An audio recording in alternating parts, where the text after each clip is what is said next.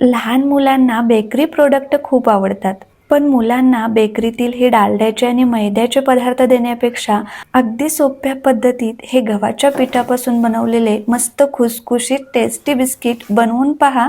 Bakery products विसरून जाल इतके हे टेस्टी बनतात. सर्वात पहिल्यांदा बिस्किट प्रीमिक्स बनवण्यासाठी 1 कप गव्हाचं पीठ, अर्धा कप बेसन, 1/4 कप बारीक रवा, नाश्त्याच्या चमच्याने अर्धा चमचा बेकिंग पावडर आणि 1/4 चमचा बेकिंग सोडा ऍड केला. आता हे सर्व जिन्नस चाळणीने चाळून घेतले आणि हे प्रीमिक्स बाजूला ठेवून दिले. त्यानंतर एक कढई मीठ घालून प्रीहीट होण्यासाठी गॅसवरती ठेवून दिली. त्यानंतर दुसऱ्या बाउलमध्ये अर्धा कप साजूक तूप आणि पाऊण कप पिठी साखर ऍड केली. आता हे तूप आणि पिठी साखर विस्करच्या सहाय्याने 4 ते 5 मिनिट चांगलं फेटून घ्यायचं. याऐवजी हाताने फेटून घेतलं तरीही चालेल, फक्त हे मिश्रण फ्लफी आणि हलकं बनलं पाहिजे. आता यामध्ये चवीसाठी अर्धा चमचा वेलची पावडर ऍड केली. परत एकदा चांगलं फेटून घेतलं आणि यामध्ये आपण बनवून घेतलेलं नानकटाईचं प्रीमिक्स ऍड केलं. आता हे प्रीमिक्स ऍड केल्यानंतर खूप जास्त मळायचं नाही, हलक्या हाताने हे सर्व एकत्रित करून घ्यायचं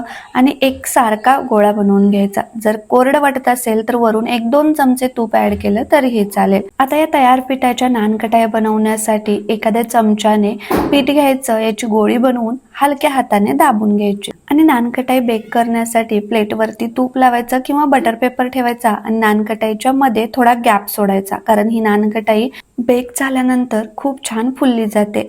आणि ही नानकटाई पहा ना, किती मस्त खुसखुशीत हलकी बनून तयार झाली आहे. डिटेल परफेक्ट टिप्स सहित रेसिपी पाहण्यासाठी स्क्रीनवर आलेल्या त्रिकोणी बटनवर क्लिक करा. Thank you, bye.